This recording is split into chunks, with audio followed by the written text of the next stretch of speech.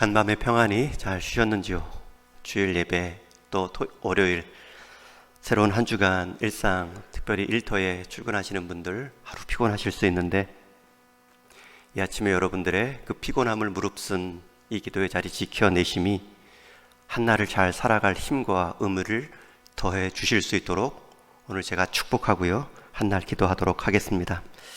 제가 2년 전에 코로나 처음 비대면 예배를 시작할 때에 우리 모두가 지금 가보지 않은 길을 가고 있습니다. 이 가보지 않은 길이기에 새롭고 익숙하지 않을 수 있지만 또 그 길은 가지 못할 길도 아니기 때문에 우리 인생, 우리 교회가 감당해야 될 삶의 한 길이다 여기시고 잘 가꾸어 가시면 좋겠다 말씀을 드렸는데, 지금은 2년이 지난 끝이 보이는 길을 가고 있습니다. 이제 끝이 나고 새로운 길을 또 우리가 걸을 때에는 이 2년의 시간 동안 내가 익숙해진, 내가 나도 모르게 혹 더디어진 그러한 모습으로 길을 가고 있지는 않는가 살피시며 우리가 끝이 보이는 길을 완주하고 새로운 길을 함께 가시면 좋겠습니다 라는 바람으로 말씀을 시작합니다. 그렇게 새로운 길을 위해 한 걸음 떼시는 그 모습에 이 아침의 기도 시간이 유익함으로 은혜로 쓰임받기를 주님의 이름으로 축원합니다. 예수님께서 우리에게 주신 가장 큰 선물은 복음입니다. 그 복음의 선물을 주시기 위해 예수님은 사람의 몸을 이 땅에 입고 오셔야 했고, 우리를 위해 대신 죽으셔야 했고, 또 우리의 첫 열매로 부활하셔야 했습니다. 이 중에 한 과정이라도 생략되면 우리는 복음이라는 선물을 온전히 받을 수 없습니다. 그러면 우리가 주님께로부터 받은 이 복음이라는 선물, 그 선물의 구체적인 내용은 무엇입니까? 복음은 복된 소리라는 한자어 뜻을 가진 단어이지만 그 한자어 단어가 뜻하는 실제 복음의 내용은 무엇입니까? 우리가 주님이 사람의 몸을 입고 오시고 죽으시고 부활하심으로 얻을 수 있었던 그 복음의 내용을 오늘부터 5일 동안 예수님께서 십자가 위에서 주신 말씀을 통해 함께 묵상하며 나눌 것입니다. 예수님은 십자가 상 위에서 말씀을 나누시기 전에 이 땅 지상에서도 많은 말씀을 남기셨습니다. 산상선교를 포함해서 하나님 나라에 대한 여러 비유의 말씀들을 풍성히 남기셨습니다. 그 말씀을 듣고자 많은 무리들이 예수님을 쫓았고, 또 예수님은 많은 기적과 능력으로 그 말씀을 입증하셨습니다. 그런데 마지막 십자가 상, 그 다리가 지상에서 떼어지지요. 들림받습니다. 십자가 상에서 매달린 채 하신 말씀은 7말씀이 전부입니다. 여러분, 예수님이 십자가 상 위에서도 말씀을 남겼다는 것 자체가 기적이죠. 그리고 그 말씀이 혼잣말이 되지 않도록 성령의 가마 속에 복음서의 기자들을 통해 말씀으로 기록된 것도 기적입니다. 그리고 그 복음의 압축이라 할 수 있는 십자가 상에서 7말씀을 우리가 오늘 이렇게 묵상의 말씀으로 우리가 이 땅을 살아가는 나를 향한 하나님의 사랑의 고백으로 들을 수 있다는 것도 기적입니다. 죽음을 앞두시고, 아니 죽음의 과정 중에서 가장 힘들었을 말씀이지만 가장 마음을 다해 진액을 짜내듯 주신 7가지 말씀이 있습니다. 십자가 위에서 주신 말씀, 우리는 흔히 가상칠언, 십자가상 7언이라는 말로 기록하고 있지만 이 가상 7언의 말씀은 예수님께서 마지막 진액을 피와 함께 다 쏟으시며 우리에게 남겨주신 말씀입니다. 이 7말씀이 내 복음서에 흩어져 기록되어 있습니다. 이 7말씀이 다 한 복음서에 기록된 복음서도 없고요, 또 내 복음서 중에 한 말씀도 담겨 있지 않은 복음서도 없습니다. 다시 말씀합니다. 7말씀이 다 기록된 한 복음서도 없고요, 또 한 말씀도 기록되지 않은 복음서도 없습니다.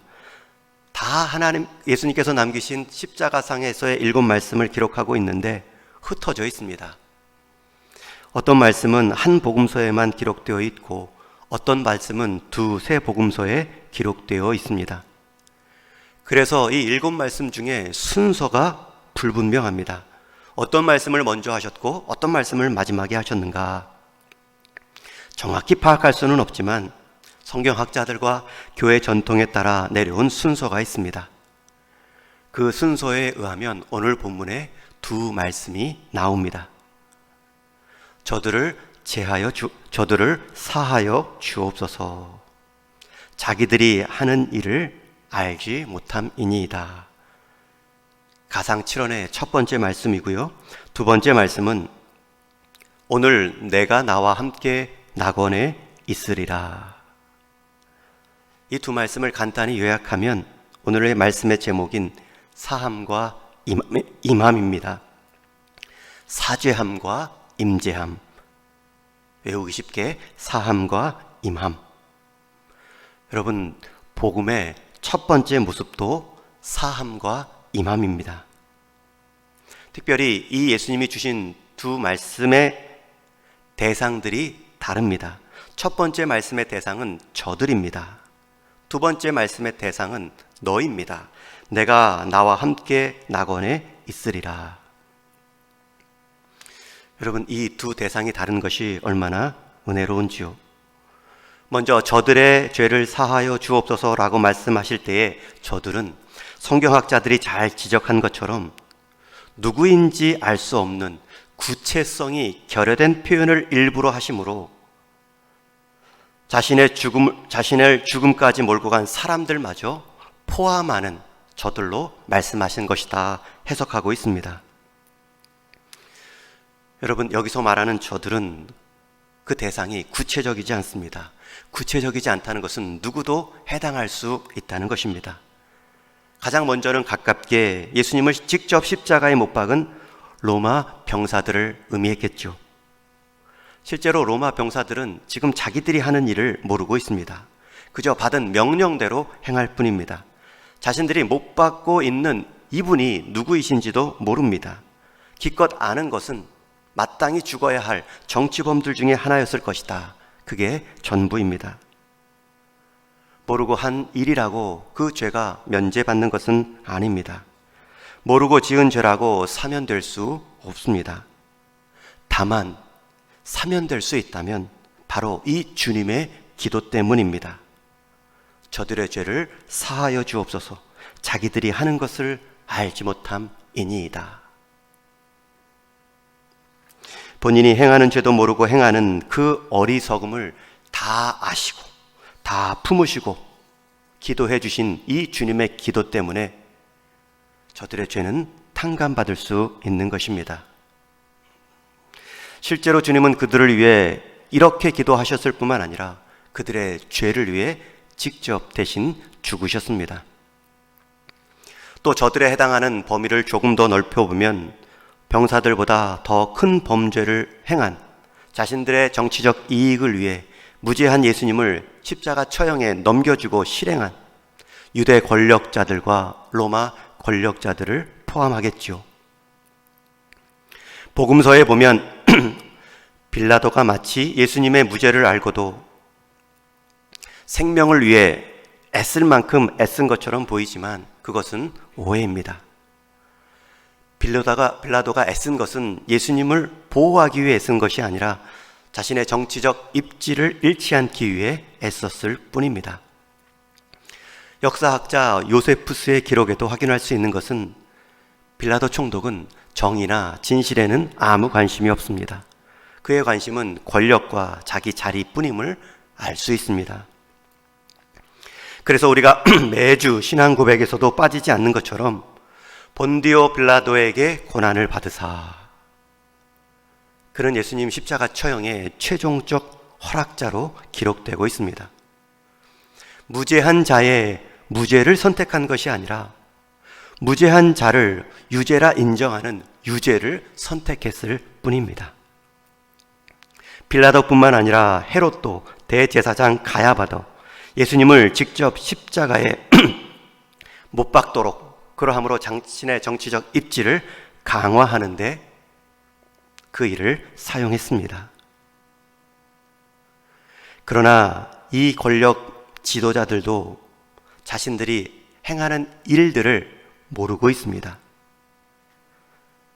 자신들의 권력이 영원할 수 없다는 것은 몰랐고, 자신들이 죽인 예수님이 하늘과 땅의 실체 권세를 가진 자임을 몰랐습니다. 예수님이 다시 부활하심으로 예수님은 죽음의 권세까지 깨뜨린 최고의 권력자임을 그들은 몰랐습니다. 그들이 행한 일들이 자신도 모른 채 그 일을 행하고 있습니다. 뿐만 아니라 예수님을 버려두고 달아난 제자들도 저들에 해당합니다. 그들은 예수님이 십자가에 달리실 때에 어떤 도움도 예수님께 주지 못한 자들입니다.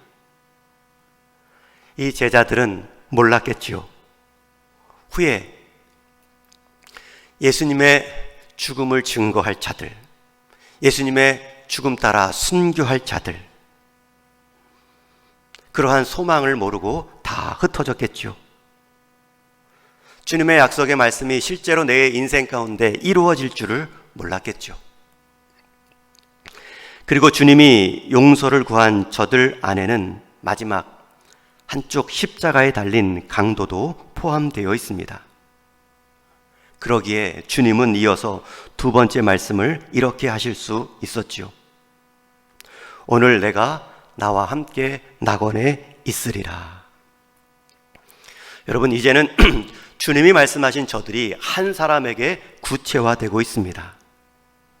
그렇게 구체화된 오늘 내가 나와 함께 낙원에 있으리라 라고 말씀하신 너는 누구입니까? 그 사람은 예수님처럼 가장 극악한 처형 방법인 십자가에 달릴 정도로 흉악한 죄를 범한 사람입니다.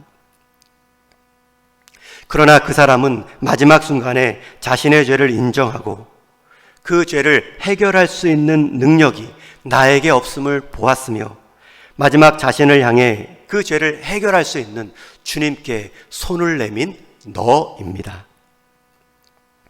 가장 흉포한 죄인이면서도 가장 무능한 자임을 깨달았고 마지막 그 연약한 손을 가장 강한 손 주님께 맡긴 인생이 바로 그 너입니다.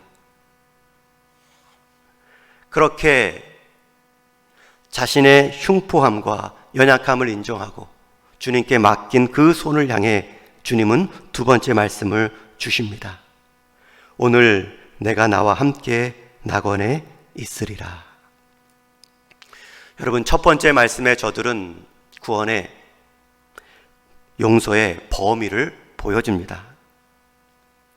그러나 두 번째 말씀에 저는 구체적인 용서의 대상입니다. 여러분, 예수님이 행하신 십자가의 죽음은 그 누구도 구원할 수 있습니다. 예수님이 십자가의 죽음으로 열어놓으신 그 구원의 문은 제한이 없습니다. 누구에게나 열려 있습니다. 그러나 예수님이 열어놓으신 그 십자가 구원의 문은 아무나 들어오지 못합니다. 오직 자기 죄를 인정하고 삶의 한계를 깨달으며 이 죄의 힘겨움을 처절히 경험한 그 사람이 죄 없으시고 죄를 위해 대신 죽어주신 그 속죄의 사랑 앞에 손을 내민 그 사람만이 구원의 문에 들어올 수 있음을 보여주십니다. 예수님께서 주신 첫 번째 말씀은 누구에게나 열려있는 구원의 보입니다. 범위입니다. 저들을 말합니다. 그들이 무지하든 알든 도망치든 가장 흉악한 죄를 지었던 그 구원의 범위는 다 열려 있습니다. 그러나 구원의 두 번째 구원의 대상으로 주신 말씀은 우리 죄로 우리는 죽지만 당신은 죄 없이 죽는다는 사실을 알았고 그 사실 앞에, 그 인격 앞에 자신의 인생을 맡긴 그 인생, 나를 기억하옵소서 라는 고백을 드린 그 인생을 향해서는 절대 구원의 문을 닫지 않으신다는 것을 주님은 친히 보여주셨습니다. 여러분, 그 구원의 손을 내민 사람이 누구입니까? 얼마나 흉포한 죄를 지었기에 그 십자가에 달렸겠습니까? 그러나 그 사람마저도, 그리고 그 마지막 죽음의 순간마저도 내민 손을 주님은 절대 외면치 않으심을 보여주었습니다. 여러분, 복음의 은혜가 무엇입니까? 주님이 십자가 상에서도 피 흘리시면서 진액을 다 쏟으시면서 보여주시려 했던 그 복음의 진수가 무엇입니까? 죄 사함입니다. 구원의 은혜의 문은 누구에게도 열려 있다. 그리고 그 마지막 죄 사함의 고백을 사모하며 나온 자에게는 내가 반드시 그 손을 외면치 않는다 말씀하고 계십니다. 그 한쪽 편 강도는 같은 날 주님과 함께 죽음을 맞이했지만 다른 쪽 강도와는 다른 곳에서 분명히 눈을 떴을 것입니다. 예수님이 말씀하신 것처럼 예수님이 계신 곳, 예수님의 임재 안에서 예수님과 함께 있는 곳, 그곳에서 새로운 영생의 눈을 갖고 떴겠죠. 여러분, 이것이 구원의 임함, 이것이 생명의 임함, 이것이 바로 주님의 임함입니다. 우리가 복음을 안다고 하지만 십자가 위에서 자기의 피를 쏟음과 함께 주신 그 간절한 주님의 마음만큼은 우리가 그 복음을 다 안다 말할 수 없습니다. 주님은 입이 마르고 힘이 다 빠진 상황에서도 우리에게 말씀하십니다. 구원의 문은 활짝 열려 있다. 우리가 스스로 누구를 구원의 문에서 함부로 쉽게 제외시킬 수 없습니다. 저 사람은 도저히 가능성이 없어. 주님도 그 구원의 문을 열어놓으셨는데 우리가 스스로 제외시킬 수 없습니다. 그러나 또한 구원의 대상은 분명합니다. 자기 인생의 한계를 절감하고 한계 없는 영생에 대한 소망을 주님께 고백하는 그 인생뿐입니다. 그러기에 함부로 구원의 문을 낮추어서도 안 됩니다. 저는 우리 성도님들의 믿음이 저들을 사하여 주옵소서에 저들로만 멈추지 말고 내가 오늘 나와 함께 낙원에 있으리라, 그 너에 해당할 수 있는 믿음이 되기를 주님의 이름으로 축원합니다. 저는 우리 성도님들의 기도의 대상자들이 막연한 저들에게만 멈추지 말고 나를 기억하소서라고 기도했던 한쪽 편 강도처럼 그들의 바른 신앙 고백을 예수님께 걸어놓는데 쓰임받는 인생 되기를 주님의 이름으로 축원합니다. 그러할 때에 우리가 복음으로 우리 인생을 새롭게 디자인할 수 있습니다. 최근에 한 권사님께 기도 제목을 부탁받았습니다. 남편에 대한 구원의 확신의 기도 제목이었습니다. 어찌어찌 해서 세례까지는 받았는데 제가 보기에는 아직 구원의 확신이 없어요. 생활에 변화가 하나도 없어요. 그래서 제가 이렇게 위로해 드렸습니다. 제가 분명히 세례를 주었는데 세례를 줄 때에는 그 미약한 신앙 고백을 제가 확인했습니다. 권사님, 그 미약한 신앙 고백이 저들의 신앙 고백 되지 않도록, 나의 신앙 고백이 될 수 있도록 마지막까지 기도하시면 됩니다. 건강이 안 좋아서 그 신앙 고백을 북돋을 수 있는 기회가 점점 줄어드는 것에 대한 안타까운 마음을 가지시고 권사님께서 제게 기도 부탁을 하셨습니다. 여러분, 구원의 문은 활짝 열렸고, 그리고 그 구원의 미약한 신앙 고백일지라도 주님께로만 향하면 주님은 절대 그 고백을 놓지 않으십니다. 저와 여러분은 구원의 고백으로 구원받았다라는 데에만 만족할 것이 아니라 또한 연약한 인생, 또한 연약한 신앙 고백을 온전히 복두어 주어 우리가 함께 신앙 같은 고백으로 함께 같은 주님이 서 계신 자리에서 만납시다 라고 의도할 수 있고 기도할 수 있는 그러한 기도의 구원의 디딤돌로 쓰임 받으심으로 내 인생뿐만 아니라 타인의 한 인생, 내가 나와 같은 한 예배자를 세워가는 그 일 가운데 우리 인생 끝까지 쓰임받는 은혜가 있기를 주님의 이름으로 간절히 축원합니다. 하나님 감사합니다. 주님 십자가의 사랑으로 우리를 구원해 주셨는데 마지막 십자가에 주신 말씀도 그 사죄의 은혜와 임재의 확신을 갖게 하셨사오니 오늘 우리 사랑하는 동인의 모든 성도들 그 생명 다할 때까지 이 사죄의 은총과 임재의 확신을 가지고 주님 배울 수 있는 은혜가 있게 하여 주옵소서.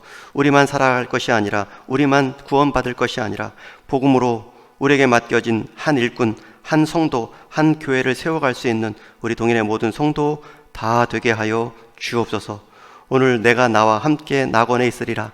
오늘 우리의 생명이 다 끝난다 할지라도 주님과 함께 설 그 확신으로 오늘 한날을 살아낼 수 있는 믿음 허락하여 주옵소서. 우리에게 맡겨주신 수많은 저들이 있는데 아직도 자기 인생, 자기 주도권을 가지고 자기 재미 따라 살아가는 수많은 저들이 있는데 우리의 먼저 구원받은 그 은혜를 가지고 저들이 오늘 내가 나와 함께 낙원에 있을 그 너로 세움받는 은혜가 있게 하여 주옵소서. 그 감사한 마음과 또 소망 담아 올려드린 봉헌의 손길 있사오니 드려진 그 마음 받으시고 그 헌신 받으시어 그 드려진 빈자리가 더욱 하나님의 채움과 하나님께 쓰임받는 은혜로 그 일생 인도함 받는 복 내려주시기를 간절히 바라옵고 우리 주님 예수 그리스도의 다함없는 은혜와 하나님 아버지의 변함없는 사랑하심과 성령 하나님의 쇠함없는 위로하심과 새롭게 하시는 역사하심이 십자가상에서도 마지막까지 우리에게 구원의 확신과 소망을 주신 주님의 뜻 따라 구원의 확신과 소망으로 살고